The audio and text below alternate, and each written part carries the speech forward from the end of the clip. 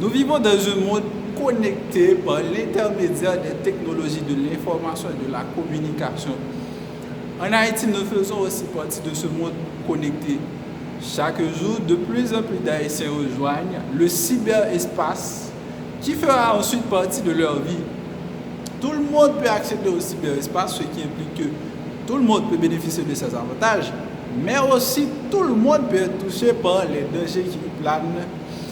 D'où l'importance d'établir ou de renforcer la protection des données des utilisateurs, mais aussi la protection des utilisateurs eux-mêmes. En un mot, il s'agit de la cybersécurité. Renforcer la cybersécurité en Haïti n'est pas chose facile. Toutefois, chaque utilisateur se doit d'adopter de bonnes pratiques pour pouvoir se protéger contre les éventuels dangers du cyberespace, notamment la cyberintimidation.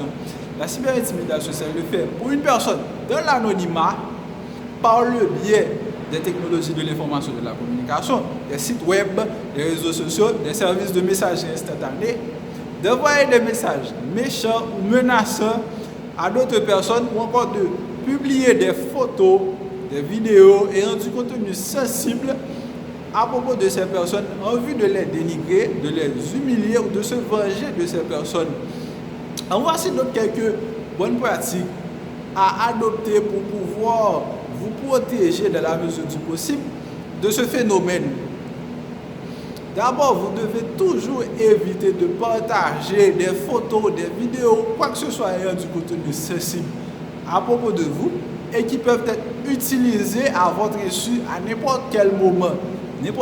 N'importe qui peut décider de se venger contre vous et ne voit que d'autres manières que de publier des photos, des vidéos sensibles à propos de vous. Ensuite, vous devez éviter de partager les mots de passe des comptes des réseaux sociaux que vous utilisez. Il faut ajouter ensuite que la cyberintimidation est souvent l'œuvre de personnes qui vous connaissent, de personnes qui vous observent, de personnes dans votre entourage qui connaissent des informations sensibles à propos de vous. Beaucoup de personnes se sont déjà donné la mort, d'autres sont traumatisés après avoir été victimes de cyberintimidation. La cyberintimidation peut causer des conséquences très graves, mais le fait d'adopter de bonnes pratiques en ligne peuvent vous protéger et peuvent contribuer au renforcement de la cybersécurité en Haïti. Merci, je suis Vitiello Jean-Louis.